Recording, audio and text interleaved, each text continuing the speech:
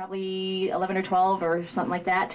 When I first started coming, I took it for granted that this happened every year. And we're really excited today to have someone here who was part of the very first pilgrimage. Formalities first. Mr. Warren Furutani has been serving on the LA Community College District Board of Trustees since 1999. He was elected as the board's first vice president in 2001 and as president in 2002, and he is also concurrently serving as a senior consultant to the Speaker of the California Assembly, the Honorable Fabian Nunez. I feel like I have a stuffed animal in front of my face. Okay, can you all hear us out there? Yes? Too well? It's too loud. But the people in the back are telling us to turn it up. Oh boy. Okay, we'll try to find a happy medium. I'll lower my voice a little bit. During the 1960s and the 1970s, Warren was active in various civil rights and community organizations fighting for positive social change. And he was also part of the work that was being done at UCLA's Asian American Studies Center at the time that it was just starting. And he is the co-founder of the Manzanar Committee and was among about 150 people who, at the time, in December 1969, they sought out to find some obscure place called Manzanar. No one had been there before. A lot of people in the Nisei generation, their parents, didn't even want to talk about it. This is before people really wanted to acknowledge it and were still ashamed. And they made steps to bring many other young people and a few Nisei, and I think Sue Embry was one of those, who came with them, and they found it. And since then, they reclaimed the space. So here to talk more about that, please welcome Mr. Warren Furutani.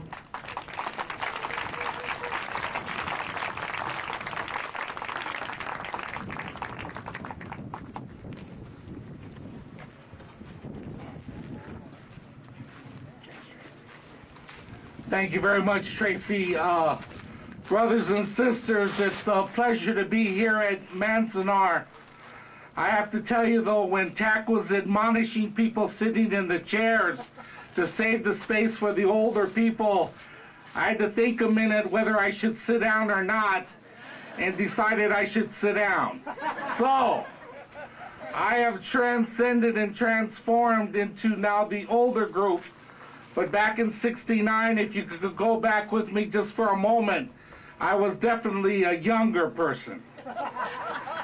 I would also like to acknowledge others that went on the first pilgrimage that we are now affectionately calling pilgrims.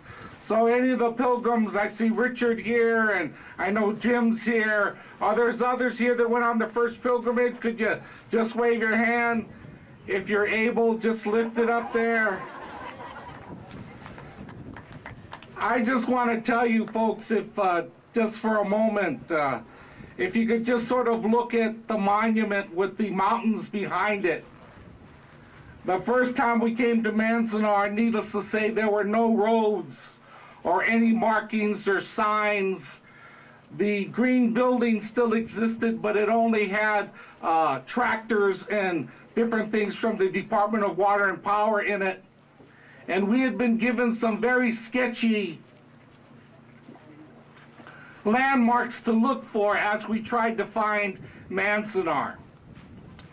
And basically the landmarks were that it's outside of Lone Pine, and if you hit Independence, you've gone too far. It also was, if you could find the entrance, that it was 1 mile square, and that if you could go a little farther down the road, you would find a cattle gate that would then give you a dirt road to the back of the site. So if you could imagine the first time when we were scouting out for the first pilgrimage, we turned on what's called Manzanar Road, but we went west.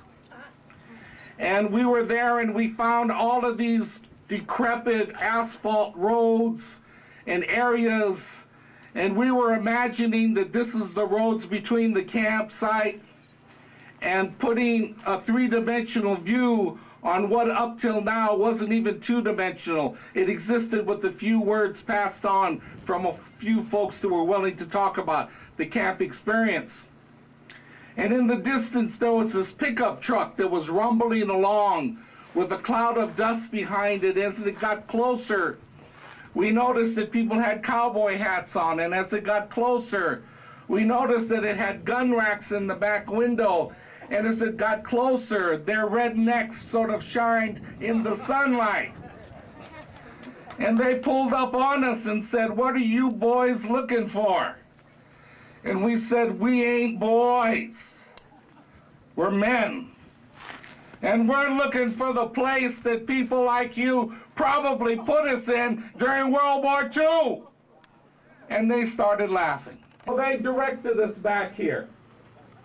And inadvertently, through the help of these strangers that we had preconceived ideas about that were probably as prejudiced as any other ideas folks had about Japanese Americans,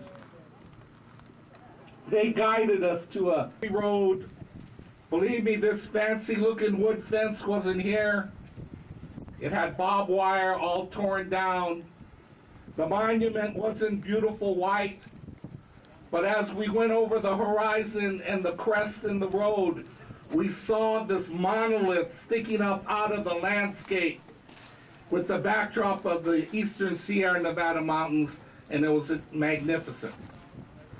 But little did we know that, in fact, it would be an opening to a whole new chapter, not only in the Japanese American community, but in the American community and in the American conscience. But I got to tell you, we didn't do it in a vacuum.